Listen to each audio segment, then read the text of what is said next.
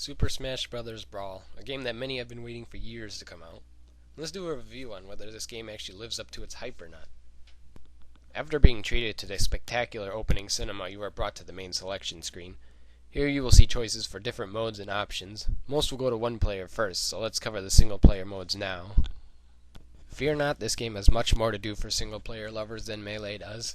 Just like all the Smash games so far, there's a classic mode. Classic mode is basically where you go through a string of fights one after another until you reach the final battle against the mysterious Master Hand. This time around, it seems as if the battles are chosen somewhat randomly.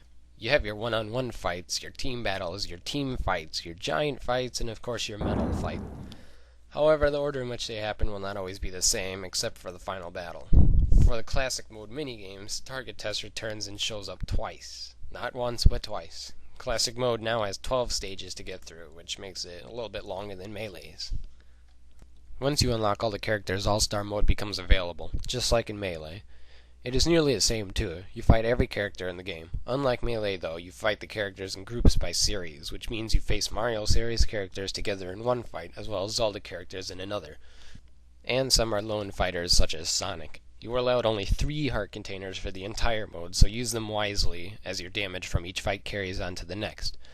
Also keep in mind, if you die during this mode, you can continue for a fee of coins, where your damage will be reset to 0%, but your score is halved. There's a specific reason for the order in which you fight the characters. Let's see if you can figure it out yourself. The events make a return to Brawl. Events are specific fights you must complete by whatever objective it gives you. For example, some events may have you simply defeat your opponent, while others just tell you to survive for a certain time limit. Most events force you to play as a certain character too, which forces you to learn each character to some extent. New to Brawl is the option to choose a difficulty for each event, going from easy to normal and then to hard. Most of the events are not too hard anyway, though some feel near impossible until you figure out the best way to do it. But that's the fun in it, isn't it? This game's roster is bigger than Melee's with 35 characters total, not including the characters with 2 or more forms either. This time around, there are less clones too. The returning clones from Melee for the most part have been slightly altered in their attacks to be similar to how Luigi is different from Mario, such as is now the case with Fox vs. Falco. Each character can also choose different color costumes as usual too. A new feature many have been waiting for is the ability to create your own stage using the game's Stage Builder mode. Before you go crazy with this mode, realize there are some extreme disadvantages. Worst by far is not being able to use your custom stages online. You can share them with others, but you cannot play them online. The other big disadvantage is that there is limit. That was a given, but it is limited more than it should be. You can only choose 3 different stage sizes, 3 different backgrounds, you only are given 20 pieces or so to work with, and you are given a limit to how many pieces you can use at once, regardless of how much extra space you have.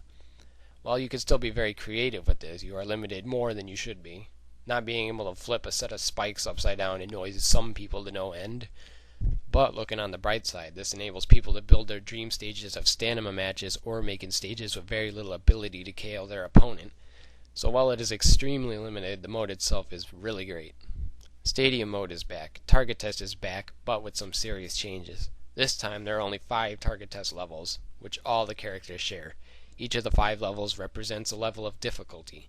This change can seem good or bad, but eventually you'll have to beat all 5 Target Test levels with every single character, which is repetition to its extreme. As one little change of pace, 2 players can do Target Test in co-op run for people who enjoy Target Test. Multiman Brawl is similar to Multiman Melee. In fact, all the different Multiman modes are the same. They play the same too, except for instead of wireframes, you are now presented with alloys, which come in 4 different colors and have different shapes and attack styles. Can you figure out which character each represents? One of the in-game challenges requires you to beat 100-man Brawl with every single character. Many take a hammer to this challenge, but it can be done if you sit down and work on it for a few hours, so do not freak out. Up smash and you tilting with the platform above you will work with most characters. Just a tip. Cruel Brawl now requires you to beat 10 for one of its in-game challenges. Good luck on that one. And as you should have guessed by now, this can be done with 2 players. However, if 1 player dies, the challenge is failed, so good luck. The last stadium mode is Boss Battles, which is not unlocked until you have completed every mode once, including SSE. The mode pits you against all 10 bosses in a random order except the final boss. Unlike SSE mode, you only fight with 1 character, so every fight is a very slight, toned-down version of its SSE version. no matter what the difficulty mode is. This game has a special vault category. Here you can check the trophies and stickers you earned, as well as access stage builder and replays. A category of interest here is the challenges section. Here you will see a group of small blocks. Each block has a specific challenge that its condition you must meet to unlock. They all start off as blue at first, but as you unlock challenges, the blocks next to them display their condition for unlocking. Beating challenges unlocks music, trophy, stickers, stages, masterpieces, and custom pieces for stage builder. One more small bit of information. You are given up to 5 hammers to use on a challenge. These are a one-time deal. Some use them for challenges such as beating 100-man brawl with everyone. Others, like myself, are perfectionists and will not use any at all. It's up to you. Subspace Emissary mode is the adventure mode of Brawl. It has its own storyline and features every single character in the game at one point or another. This is also the easiest way to unlock all the characters. The mode features many cutscenes, all of which have no text or dialogue. It was done so well that you can figure out the storyline just from watching, though. The levels themselves are basically run around and beat up anything in your path, although it's more fun than it sounds. The only issue with SSE is that it can be repetitive, as most levels are similar in their layout and have the same enemies show up a lot. But the cutscenes and boss battles along with the final boss all make it worth it. The gameplay time for this mode can range from 4 hours to 8 hours depending on how well you play. If you're aiming for 100% of the game though, you'll be spending a great deal of time here beating every level. Trophies are back with even more than in Melee, as well as the new addition of stickers. Stickers are used in SSE mode. You can apply them to your characters and make them more powerful, although in all honesty you probably won't notice that much of a difference. The main multiplayer has always been the highlight of the Smash Bros. Series. This game is no exception. You are given more options than ever before. You can play a normal brawl, a special brawl, which is modes like sudden death, giant speed, and this time you can even mix and match them. Tourney is still available, as well as a new rotation mode if you have more than 4 players. The online play is perhaps one of the biggest aspects of the game. It allows you to play the game to its fullest without having to invite friends over just to play for a couple hours. I'll be honest, there is good and bad to online. Let's start with the bad.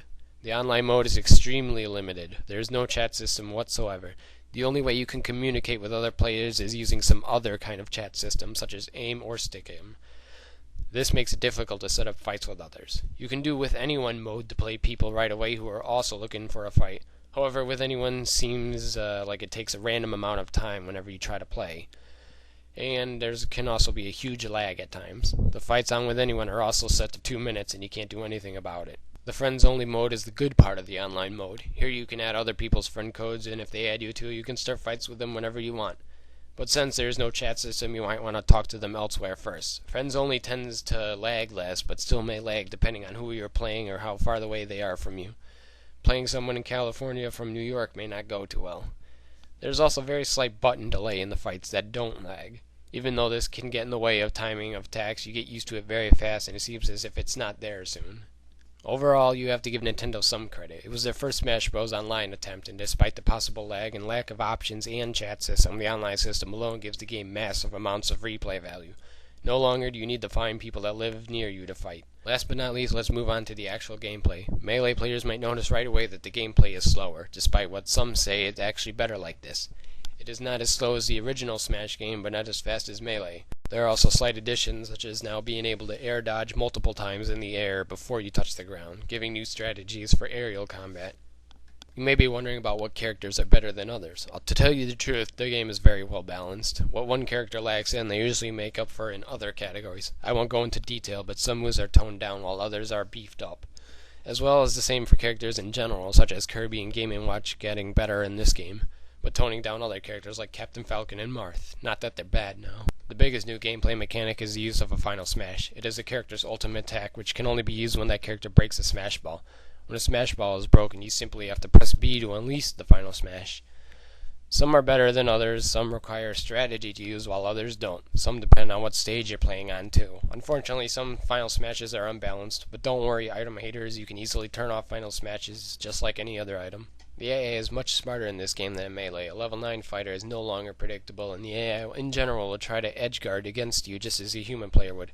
In fact, I would say that the AI plays much like a human does now. However, be warned that the AI does choke on custom stages and may easily suicide if you build it too complex for the AI. This concludes my review of Super Smash Bros. Brawl. If I were to rank it, I would definitely give it a 10 out of 10.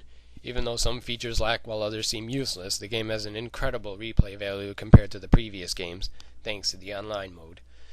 What the game lacks, it more than makes up for. So if you're considering getting this game, buy it right away. It is by far one of the best games I've ever played, and alone is practically worth buying a Wii for.